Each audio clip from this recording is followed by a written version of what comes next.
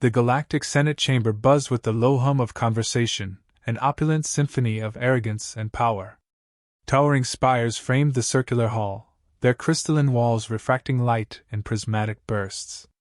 At the center, on an elevated dais, stood Imperial Grand Strategist Zahner, his sleek, metallic robes gleaming under the ethereal glow of the room. He raised a hand, and the chamber fell silent, his presence commanding absolute attention. "Our subjects in the Outer Rim grow restless," Zahner began, his voice as sharp and cold as a blade. "And it seems a most peculiar species has emerged among them. Humans. Earthlings. A quaint anomaly, really. Barely worth this assembly's time." The senators chuckled, their amusement rippling like a tide. For centuries, the Galactic Empire had held dominion over countless worlds, its power unchallenged, its supremacy unquestioned. Humanity, to them, was just another fledgling species, a curiosity, not a threat. Soren, a younger official seated at the edge of the assembly, shifted uneasily in his chair. He tapped a trembling finger against the datapad in front of him, his expression shadowed by uncertainty. "With respect, Grand Strategist," he began, his voice hesitant but clear. "The reports from the Outer Rim suggest otherwise. Their ships are crude," Zahner interrupted, his lip curling in disdain. "I've reviewed the reports, Soren. Patchwork vessels cobbled together from scavenged technology. What of it? The Empire has crushed far more advanced civilizations with ease. What could these primitives possibly hope to achieve?" "Survival," Soren replied, his tone firmer now. "And desperation, strategist, can drive innovation. We would be wise not to dismiss them outright." A chorus of laughter echoed through the chamber, drowning out Soren's words. Zahner's icy gaze locked onto the dissident, his disdain palpable. "Spare us the dramatics, junior counselor. We are discussing insects, not adversaries." The chamber erupted in applause, a sycophantic display of support for the strategist. Soren clenched his fists beneath the table, his warning swallowed by the tide of arrogance. He glanced at the datapad again, the casualty figures from recent skirmishes glaring back at him. Minor Imperial outposts had fallen, outposts that should have been impenetrable. Ships that should have been invincible had been disabled, not by overwhelming force, but by cunning and precision. The humans were learning. Another senator rose, his voice dripping with mockery. "Perhaps they'll send us another message. What was it again? Ah, yes, we are coming. How delightfully melodramatic." The room erupted in laughter once more. Zahner waved a dismissive hand. "A feeble attempt at intimidation. They seek to provoke fear, but they misunderstand the nature of true power. Fear belongs to the weak." Just then, a holographic projection flickered to life at the center of the chamber, a recording intercepted from human channels. The image was grainy, the voice distorted, but the message was clear, asterisk. "We are coming. Not as conquerors, but as avengers. For every colony raised, for every life taken, you will answer. Prepare yourselves." Asterisk. Silence fell over the assembly, a heavy pause punctuated by uneasy shifting in seats.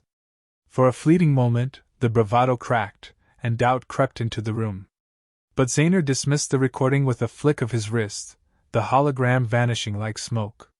"Bluster and theatrics," he declared. "They lack the means to back such words. Let them come. We will extinguish them like a dying star." Despite Zahner's confidence, the tension lingered.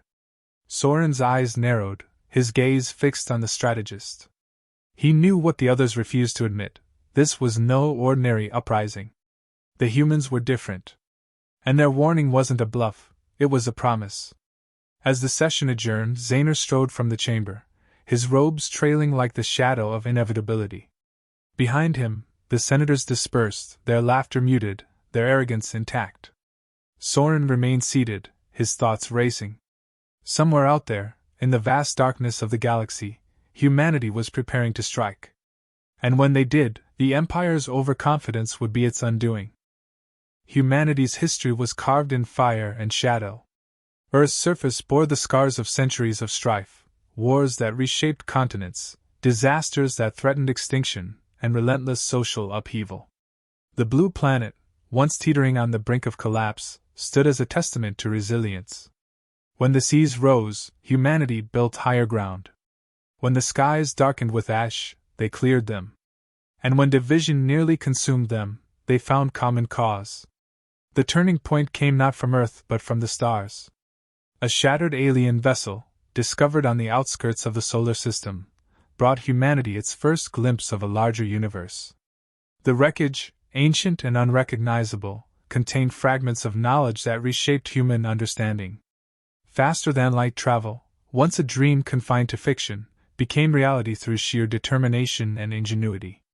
Scientists and engineers reverse-engineered the technology with nothing more than theories and stubborn will, creating engines that tore open the void and allowed humanity to step beyond its cradle. The first steps into the stars were not met with open arms. The galaxy was far from welcoming. Humanity's fledgling fleets encountered hostile alien species who viewed Earth as another target for conquest. Early skirmishes were brutal and humbling, but each defeat became a lesson. For every ship lost, humanity built 2 stronger ones. For every battle scar, they forged new strategies.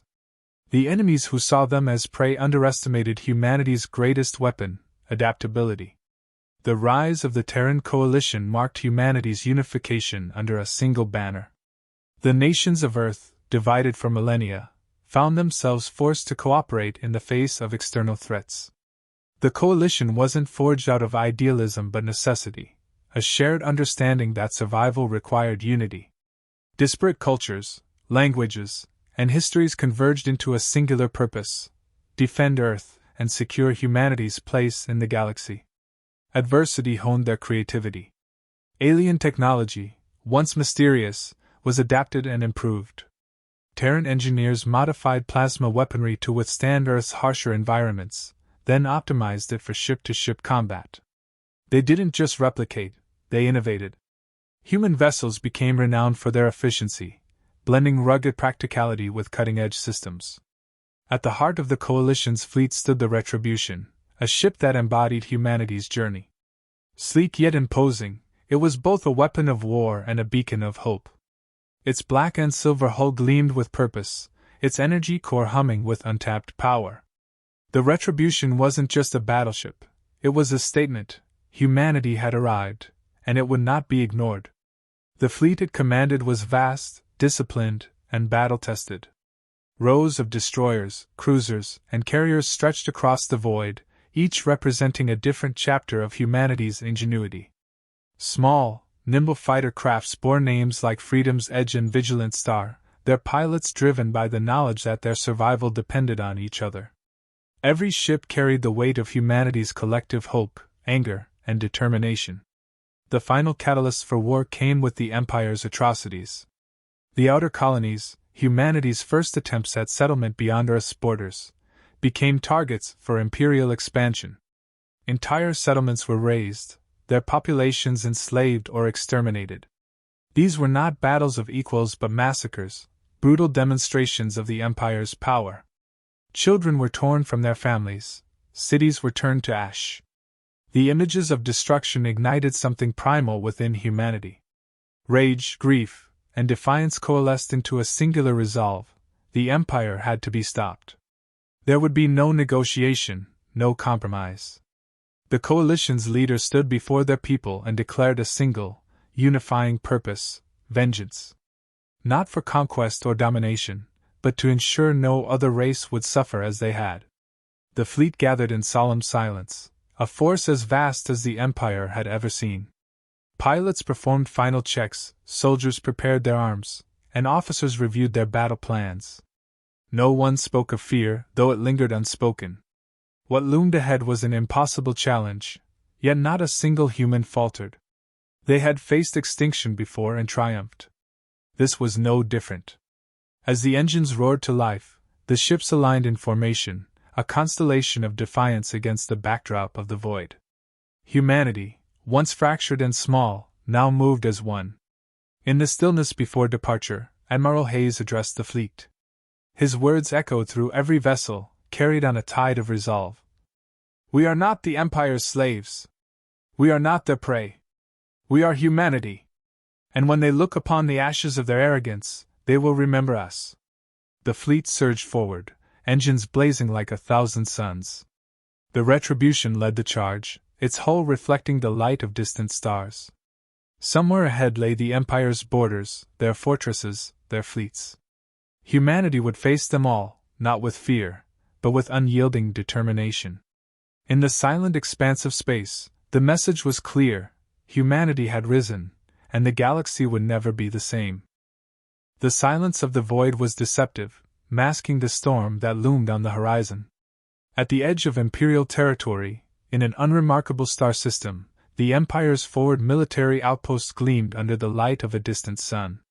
It was a symbol of their dominance, a towering fortress surrounded by a fleet of formidable warships, each bristling with weaponry that had cowed countless species into submission.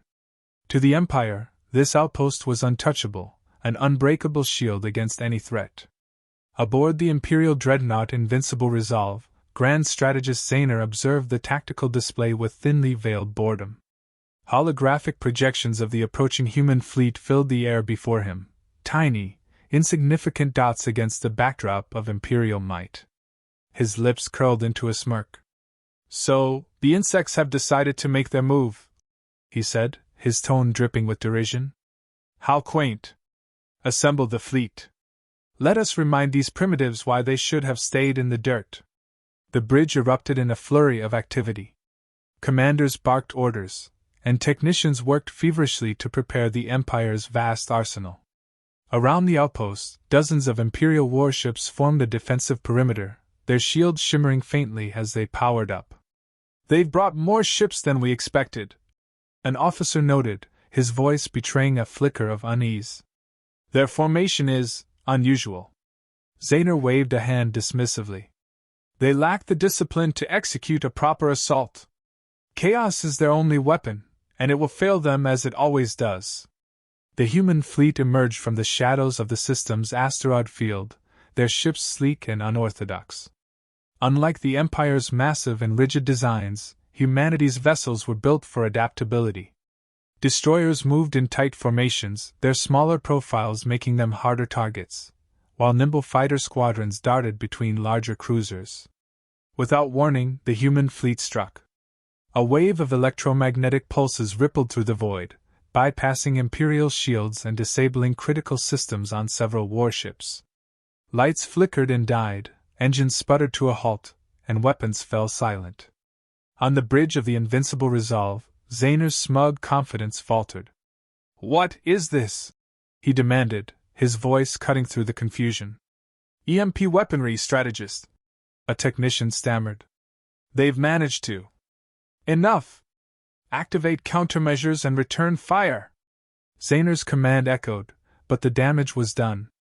Human fighters swarmed the disabled ships like a hive of angry wasps, targeting weak points with surgical precision. Explosions erupted as the once imposing Imperial vessels were torn apart piece by piece. The agility of the Terran pilots was unmatched. Their maneuvers defied conventional tactics, exploiting every gap in the Empire's rigid formations. One Imperial captain, desperate to restore order, ordered his ship to charge directly into the fray. The response was brutal. Human destroyers coordinated a pincer attack, overwhelming the lone ship with a barrage of missiles and kinetic strikes. It shattered under the assault, its debris scattering into the void. Zaner clenched his fists, his mind racing to comprehend the chaos unfolding before him. This was no disorganized rabble. The humans were methodical, precise, and relentless. "Regroup the fleet," he shouted. "Surround them and crush their center." But humanity's strategy was fluid. The fleet split into smaller formations, each adapting to counter the Empire's maneuvers. Some ships feigned retreat, drawing Imperial vessels into ambushes where waiting destroyers unleashed devastating firepower. Others darted through gaps in the Imperial line, wreaking havoc before vanishing into the shadows. The tide of battle turned irreversibly when a squadron of human fighters penetrated the defensive perimeter of the Invincible Resolve. They struck with pinpoint accuracy, targeting the dreadnought's shield generators and engine cores. Explosions rippled across its hull, sending shockwaves through the Imperial ranks. "Damage reports," Zaner demanded, gripping the edge of his console. "Shields are down. Engines are failing," an officer replied, panic creeping into his voice. Zaner's composure cracked. For the first time in his career, he faced an opponent who defied his every expectation. The humans had not only matched the Empire's strength, they had surpassed it. "Retreat," he growled, the word tasting like ash. "Signal the fleet to fall back." The invincible resolve limped away, its once imposing figure a shadow of its former glory. Behind it, the Imperial fleet followed, broken and scattered. The outpost, stripped of its defenders, was left to face humanity's wrath. Aboard the flagship Retribution, Admiral Hayes surveyed the battlefield with grim satisfaction. His fleet had delivered a decisive blow, but there was no celebration, only quiet resolve.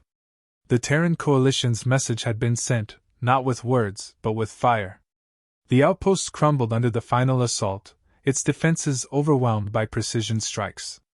As the last explosion lit up the void, humanity left a single transmission on an open channel. This was only the beginning. The message spread through Imperial space like wildfire, reaching even the gilded halls of the capital. Soren watched the reports in silence, the weight of realization settling over him. Humanity was not the feeble adversary they had dismissed. They were something far more dangerous. And the Empire, for all its arrogance, was not prepared. Humanity's strength was more than its weapons or its fleet, it was woven into the very fabric of who they were. For centuries, Earth had been a crucible of challenges, testing the resilience of its people.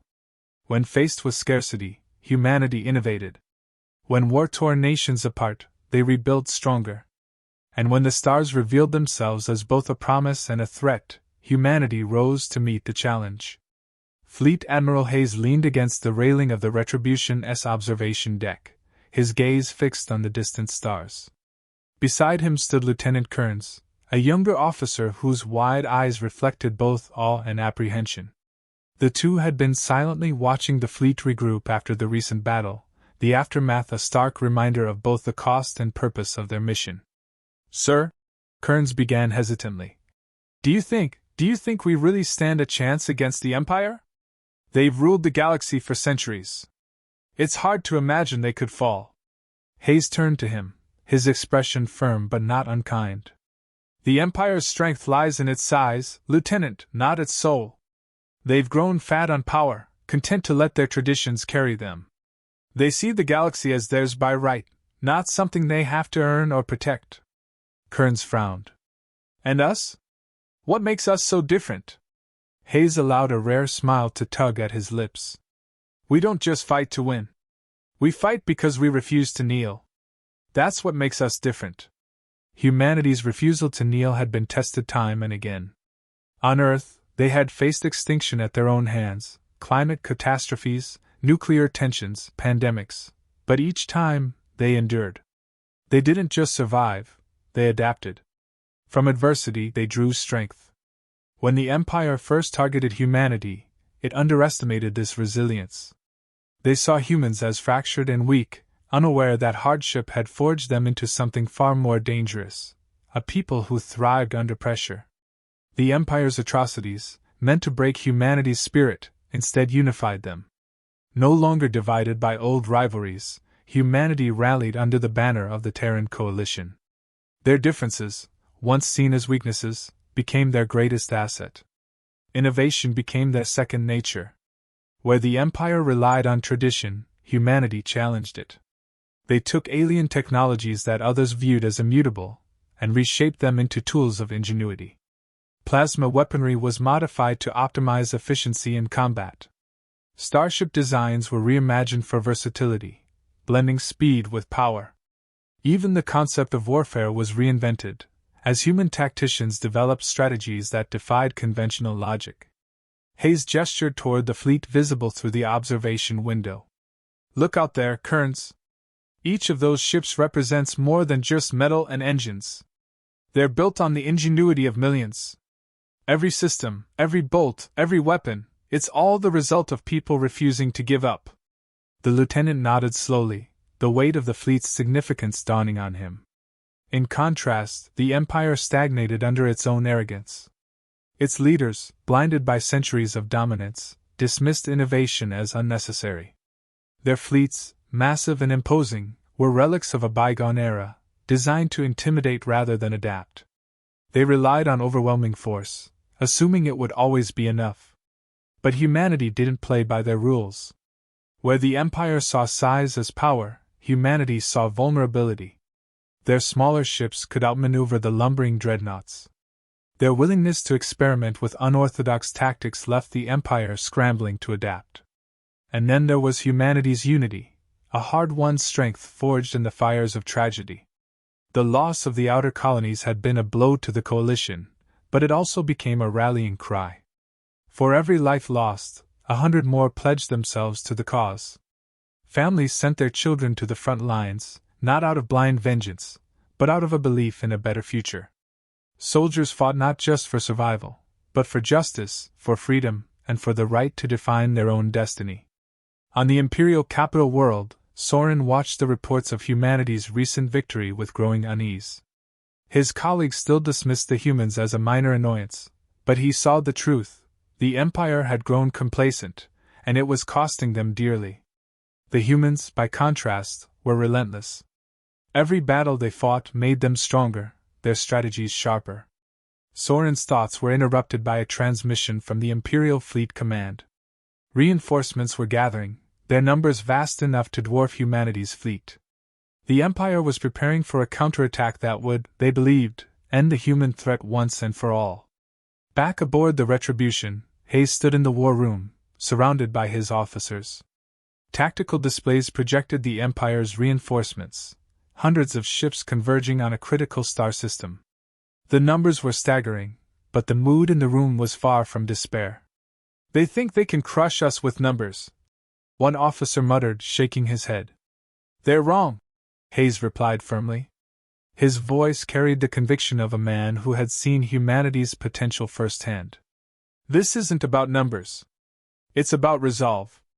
They've never faced an enemy like us before. They don't understand what it means to fight for something greater than themselves." Kearns, standing nearby, spoke up. "What do we do, sir?" Hayes met his gaze, his expression resolute. "We do what humanity has always done. We adapt. We endure. And we show them what it means to stand against us."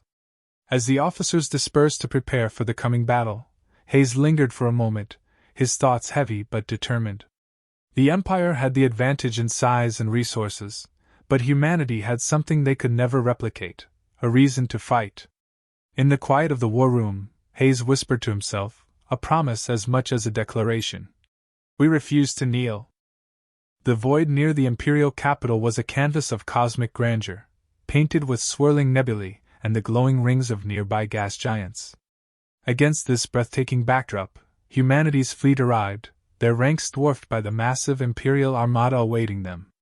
Rows upon rows of Imperial warships filled the system, their sleek hulls gleaming ominously under the light of distant stars. Admiral Hayes stood on the bridge of the Retribution, his expression resolute as he surveyed the tactical display. The odds were grim. Humanity was outnumbered nearly 3-1. Yet, there was no hesitation in his voice as he addressed the fleet over comms. "Today, we stand at the gates of tyranny," Hayes began, his words echoing across every ship. "They think their size will crush us. They think their arrogance will prevail. But they have never faced the indomitable will of humanity. Today, we don't just fight for Earth. We fight for every soul they've trampled underfoot, every world they've enslaved, every voice they've silenced. Today, we fight for freedom." The fleet erupted in cheers, a chorus of defiance that seemed to carry through the vacuum itself. The battle began with a precision that belied the chaos to come. Humanity's smaller, more agile ships darted through the Empire's formations, targeting critical weak points. Decoy fleets, cloaked and armed with holographic projections, lured Imperial ships into ambushes. When the Empire's forces moved to counter, humanity's real fleet struck from unexpected angles, their coordinated assaults wreaking havoc on the rigid Imperial lines. The Empire, however, had not come unprepared. In the heart of their formation lay a colossal weapon, a doomsday ship bristling with experimental technology capable of annihilating entire fleets in a single shot. As its systems came online, the air of the battlefield changed, the sheer presence of the weapon casting a shadow over humanity's efforts. "They're charging the weapon!" a voice called out on the bridge of the Retribution. "If they fire, we're finished!" Hayes remained calm, his mind racing. "Redirect all available units to draw their fire. We need to buy time." Amid the chaos, an unexpected message came through. Soren, the dissident Imperial official who had long warned his peers about humanity, had defected. His voice was steady as he transmitted critical schematics of the doomsday weapon. "I couldn't stand by any longer," Soren said. "This empire deserves to fall. Use this information to end it." Armed with Soren's intel, Hayes devised a daring plan. A small team of cloaked ships would infiltrate the heart of the Imperial formation, targeting the weapon's reactor. The mission was a near-suicide run, but volunteers lined up without hesitation. As the doomsday ship prepared to fire, humanity's cloaked ships struck. They unleashed a coordinated barrage directly into the weapon's core, triggering a catastrophic chain reaction. The explosion lit up the void, its shockwaves sending Imperial ships spiraling into disarray. On the bridge of the Imperial flagship, Zaner watched in stunned disbelief as his ultimate weapon was destroyed. His once imperious demeanor shattered, replaced by rage and desperation. "Press the attack!" he bellowed. "We cannot let them prevail!" But the tide had turned. Humanity's fleet pressed their advantage, exploiting every weakness in the fractured Imperial lines. Fighters swarmed the remaining dreadnoughts, while capital ships unleashed devastating salvos. The final blow came from the Retribution. Targeting the Imperial flagship, the massive human vessel delivered a strike so precise, so overwhelming, that the Empire's command center was obliterated in a single, blinding moment. Zaner, the architect of countless conquests, was silenced forever. The remaining Imperial ships faltered. Leaderless and demoralized, they scattered into the void, their once mighty fleet reduced to wreckage and retreating remnants. Humanity stood victorious. But Hayes knew their victory was not one of annihilation, it was one of transformation. He gave the order to spare the capital world, choosing instead to send a clear message to every Imperial system.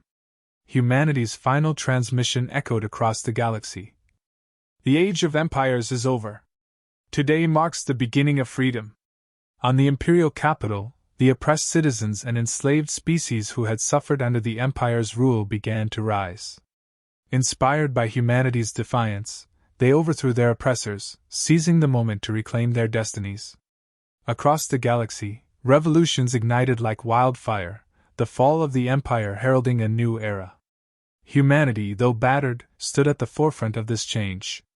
They did not seek to replace the Empire but to foster a galaxy where no species would live in fear again. The fleet returned home to Earth, not as conquerors, but as liberators.